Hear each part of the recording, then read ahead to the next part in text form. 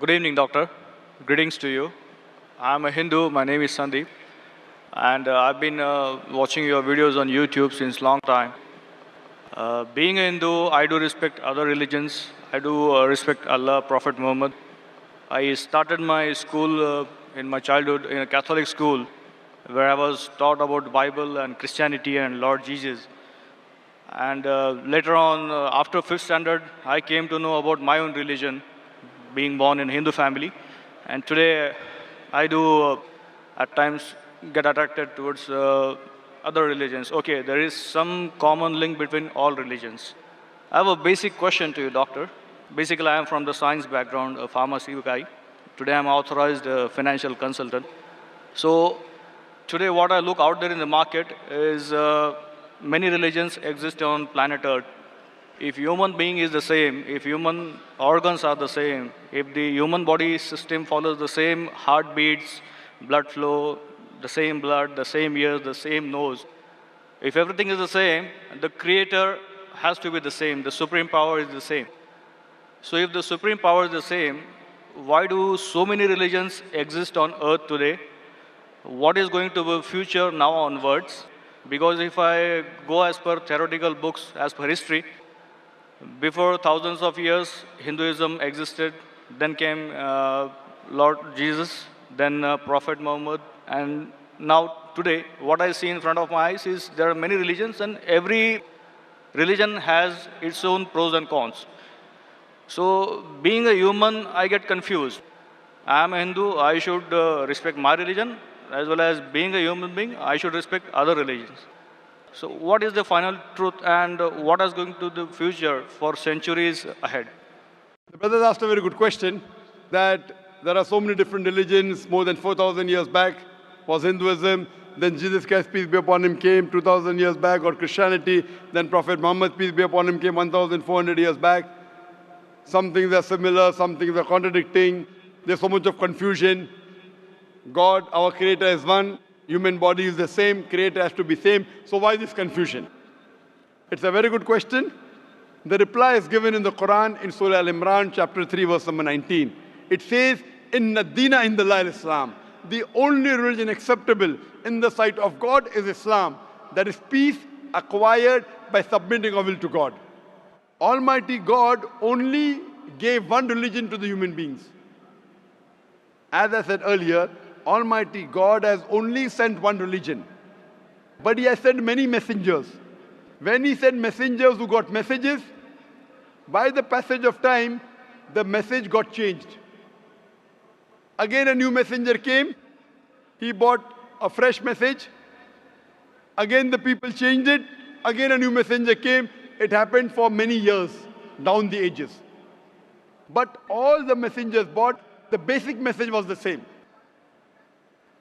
Almighty God, the last and final message was the Quran. Now you will ask me this question, that why did God reveal the Quran 1400 years back? Why didn't He reveal the Quran directly?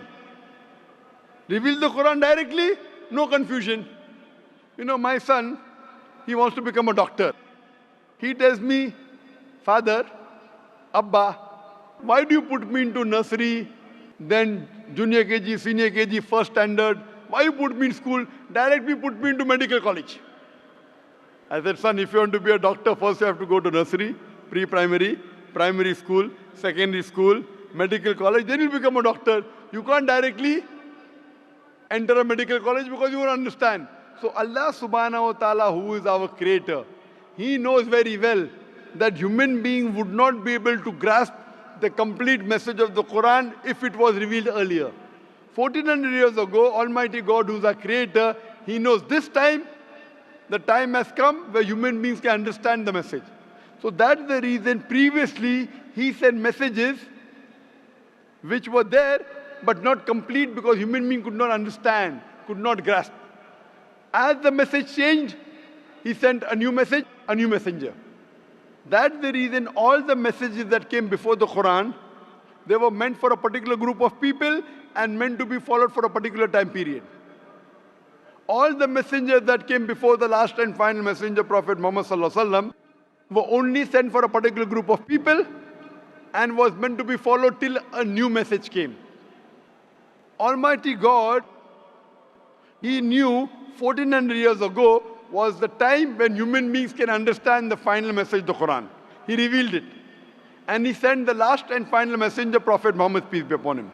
Since Quran was the last and final message, it was not only meant for the Muslims or the Arabs, it wasn't meant for one particular group of people, it was meant for the whole of humanity. All the messengers that came before were meant for a particular group of people, and the message was supposed to be followed for a particular time period. Because Prophet Muhammad, peace be upon him, was the last and final messenger, he was not sent only for the Muslims or the Arabs, he was sent for the whole of humanity. But now today, you ask me, why are there different religions? Our Creator sent only one religion. We human beings kept on changing. But even in the corrupted form, I have a formula. I have a formula which will not antagonize any human being. I tell all these human beings, at least believe that there is one scripture which is 100% the word of God.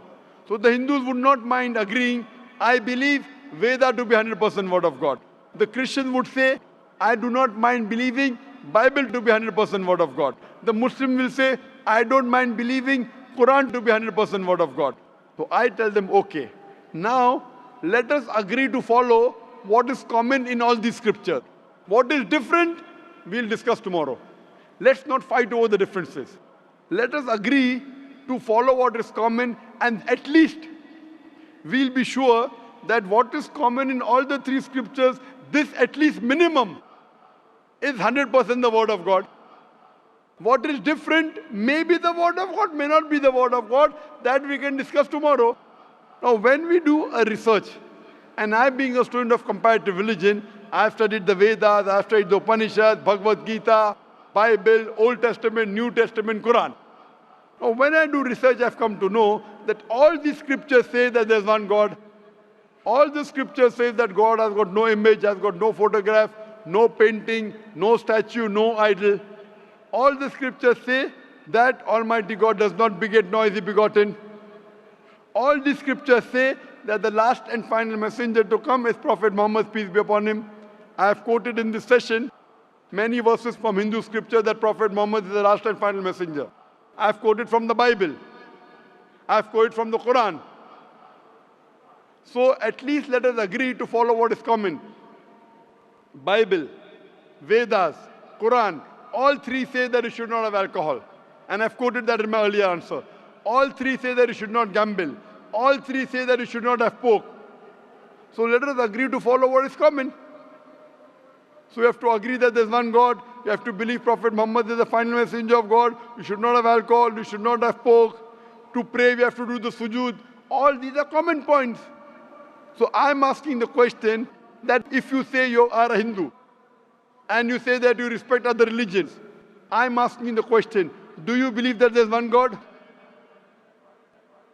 As per books, I do. Do you believe that idol worship is prohibited? That's a confusing area. It's very clear in the Hindu scriptures. Yajurved chapter 32 verse number 3. Na tasya pratima asti. Of that God there is no pratima, there is no photograph, no painting, no image, no idol, no statue. Same thing is repeated in Shveta Upanishad, chapter number 4, verse number 19. Na tasya pratima asti. Of that God there is no pratima, no image, no photograph, no painting, no statue, no idol. What's confusing, brother? I mean, today my knowledge is just like an infant. No, if your knowledge is like infant, when a person of knowledge talks, you should believe it. True. So why don't you believe it then? No, as I said, I do respect Prophet Muhammad. I do. No respect. Respecting is one thing, following is the other thing. If you respect a person, you have to follow his guidance. So again, the question goes in the same direction what I was asking to you, that if I am a Hindu, if I believe in Hinduism, but still when I step out of my home, I have to follow my colleagues, the other society members, human beings on the earth. Is it a must? Suppose the other society members start robbing. If your other human beings start robbing, even you start robbing. Brother, if your friends start robbing, will you rob? I will have to defend myself. Will you rob, yes or no? If somebody is robbing me, No, you said that you have to follow the other human beings, other society. If your other friends start robbing other people, will you start robbing? Will you rob others? I don't think so. There is a point in robbing others. Okay, because you know robbing is wrong. So that time you will not follow society. Follow the society when it is right. Do not follow when it's wrong. God has given you grey matter, brain. Correct? So if your Hindu friends are going against the Veda, will you follow Veda or your Hindu friends? They have to follow what is written in the books. Yes, forget about them. I'm asking about you. If your Hindu scripture says don't do idol worship, will you do idol worship? No, then I will not. So now do you believe idol worship is wrong? Again, as I said, I have to study more. I'm not clear. No, but you study, when will you study? Today or tomorrow? When? Maybe today or tomorrow. Okay, fine. I have quoted so many references from the Hindu scripture about Prophet Muhammad, peace be upon him. Do you believe Prophet Muhammad is the messenger of God? Yes, I do. If you believe, don't you have to follow his commandments? I may have to. Why may? Again, I'm not If you clear. may believe in, then you may. If you do believe in, you do have to follow. It's simple English. If you say maybe he is a messenger of God, then you can say maybe I'll follow him. When you say surely the messenger of God, then you have to follow him surely. Why? But, is Will a it, messenger of God deceive you? but again, do I have to be a Muslim to follow Prophet Muhammad? Or No, you Islam? have to be a good Hindu also. You have to be a good Hindu and a good Christian to follow Muhammad Sallallahu Alaihi Wasallam. That's where the whole thing If you are not a good Hindu, if you are not a good Christian, you will never follow Prophet Muhammad Sallallahu Alaihi Wasallam. Because Hindu scripture says the Antim Rishi, the Kalki avatar is Prophet Muhammad Sallallahu Alaihi Wasallam. I gave references, If you want, I can give again. Do you want me to give the references again of Prophet Muhammad in the Hindu scriptures? I did listen to your references. I need to go through them. Fine. So inshallah, go today. Tomorrow, I would give you the first chance. And there's a lady there. You too, I would give the first chance. Then I will call you a truthful person. Go today, Google, check on the net. I gave at least 100 references. There are more than 100 in my lecture. If you see, on Hindu scriptures talking about Prophet Muhammad Sallallahu Alaihi Wasallam, talking about one God, talking not to have alcohol, not to have pork, not to gamble. What is different we'll discuss tomorrow. At least what is common we should agree. So when you are talking about getting human beings together, I'm giving you a formula which will not offend you. I'm not telling you follow that which is not mentioned in the Hindu scripture. I'm telling you follow what is mentioned in Hindu scripture and the Quran. 100% you will be a good Hindu, good Christian, and even enter into Islam. May not be good Muslim, at least enter, and then your scripture says you have to follow the guidance of the last messenger, you have to follow the Quran. So if you follow the Quran correctly and the sayings of the Prophet Muhammad Sallallahu Alaihi Wasallam, you will be a good Muslim. And I'm waiting that inshallah if we can do it today, tomorrow inshallah we can interact. Thank you very much, doctor.